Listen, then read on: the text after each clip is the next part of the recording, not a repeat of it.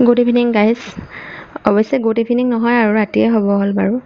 এয়া এফালে মই ৰন্ধা বঢ়া কাম আৰম্ভ কৰিলোঁ। এয়া কেৰাহীত তেলত পিঁয়াজ, ৰচুন, আদা, নহৰু, পাঁচফোৰণ, জিৰা দিলোঁ, কিয়নো আজি মই বনাম চানা দালি।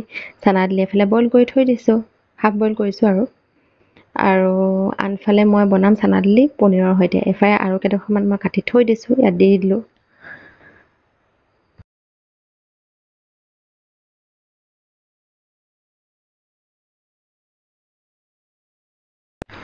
এয়া পনীৰটো হৈছে আচলতে এইটো কাউ গোবৰ্ধন মানে কাউ মিল্কৰ পনীৰ হয়। কেনেকুৱা খাব নাজানো, আপোনালোকে যদি ট্ৰাই কৰিছে জনাবচোন কেনেকুৱা হয়। আজি ফাৰ্ষ্ট টাইম মই ট্ৰাই কৰিম, যিহেতু এইটো ফ্ৰজেন পনীৰ হয় দেই।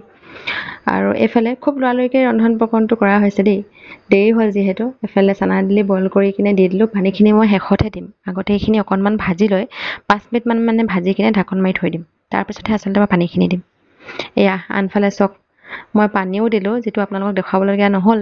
আৰু অৱশেষত মই দি দিলোঁ পনীৰৰ পিচকেইটা। পনীৰখিনি আচলতে আপোনালোকে ফ্ৰাই কৰিও দিব পাৰে, মই কিন্তু এনেকৈ দিছোঁ। এয়া শেষত অলপমান মছলা হিচাপে মই পনীৰ মছলাহে ইউজ কৰিছোঁ। ইয়াত কিন্তু মই কোনো ধৰণৰ মছলা ইউজ কৰা নাই, যিহেতু বেটায়ো খাব, গতিকে মা মছলা কমকৈ দিছোঁ, অকল জিৰাহে দিছোঁ আৰু পনীৰ মছলা অলপহে দিছোঁ। আনকি মই জলকীয়াও ইউজ কৰা নাই। এয়া বনাই আছোঁ ৰুটি,